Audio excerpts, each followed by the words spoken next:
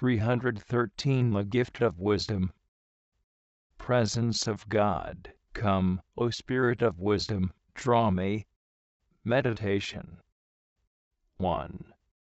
The gift of understanding enables us to penetrate God's mysteries. The gift of wisdom takes us further, it lets us taste them, and gives us a delightful knowledge of them. This is the savory knowledge of which Saint Bernard speaks, the untranslatable dulce sap here invoked by Saint Thomas. In the Adoro te Devote, it is the precious gift which the Holy Spirit offers us in the words gustate, et vidit quam bonus sit Dominus PS 33, 9. Taste and see that the Lord is sweet. It is not by chance that it is first said taste, and then see, for by the gift of wisdom we know God by the experience of the heart which tastes the object loved. There are two ways of knowing: a speculative, intellectual way, and an experimental way, resulting from a kind of connaturality with the object of our knowledge.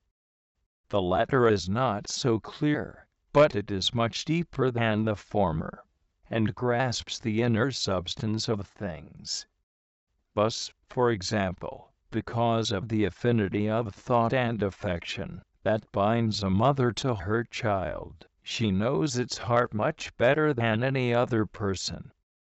Similar to this is the knowledge of divine subjects which we acquire by means of the gift of wisdom. Between God and us there is a certain connaturality, a certain similarity, produced by the love which unites us to Him, and in some way assimilates us to Him. Even more, St. Paul does not hesitate to say that he, who is joined to the Lord, is one spirit. 1 Cor 6:17. The gift of wisdom enables us to know God and divine things precisely through this connaturality, and therefore gives us a delightful experience of them through the love which is its source. This experience seizes the soul in its very center, that is, in the will, forcibly drawing it to God, and at the same time, inundating the intellect with floods of light. The gift of wisdom acts somewhat like the rays of the sun which give heat and light at the same time. Its warmth quickens charity in the soul, and through this enkindling of love, the soul is enlightened concerning the divine realities, and is enabled to judge of them, because it knows intuitively their infinite goodness, and their absolute superiority over all created things. Oh, the depth of the riches of God! Rom 11:33. This is the cry of the soul inflamed and illumined by the gift of wisdom. 2. All the gifts of the Holy Spirit are closely connected with charity, for they abound only in souls who possess charity, and they develop in the measure that charity increases. However, the gift of wisdom has a very special relationship to the love of charity, primarily because it is set in action by means of charity. St. Thomas says, the cause of the gift of wisdom is found in the will, and it is charity. EEA2, Q.45, A.2, Co. Therefore, the more a soul loves God, the more capable it becomes of receiving the motions of this gift. In addition, the delightful knowledge of God derived from the gift of wisdom is a most powerful means of increasing charity. How can we fail to love the Lord more after having tasted His sweetness? In the measure that the gift of wisdom invades a soul, charity increases, and so does its unitive force, by which the soul adheres ever more closely to God.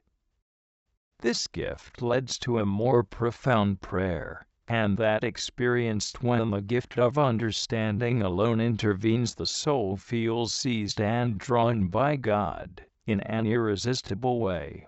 it feels truly united to the Lord, and tastes Him, in this union not in a sensible manner, but spiritually, and by intuition. It knows Him, in the most intimate way possible here below.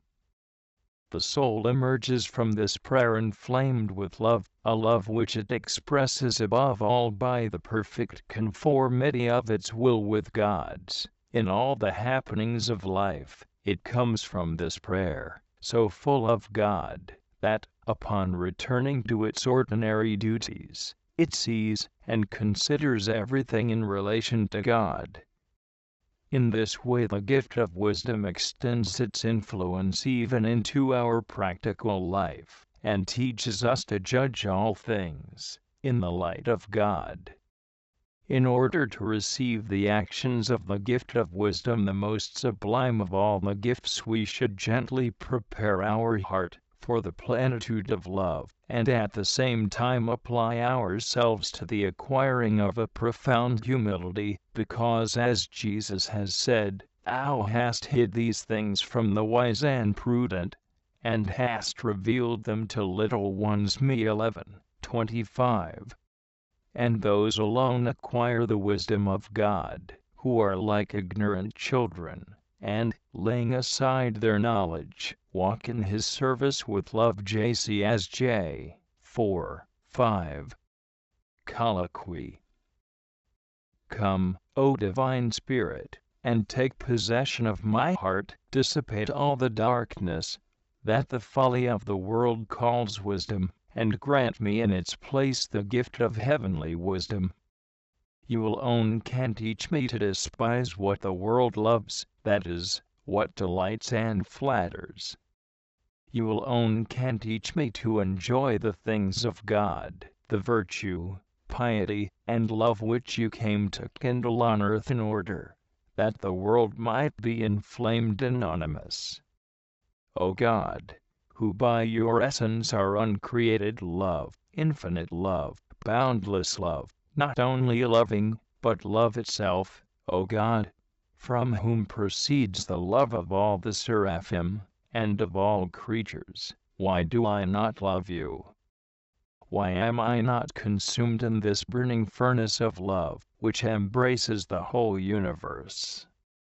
O God, essential goodness, you by whom all goodness is good, who are the source of the goodness of all creatures, just as the sea is the source of all waters, you, whose goodness is so excellent that nothing in heaven or on earth can be called good in respect to it, why do I not love you, since goodness is the object of love?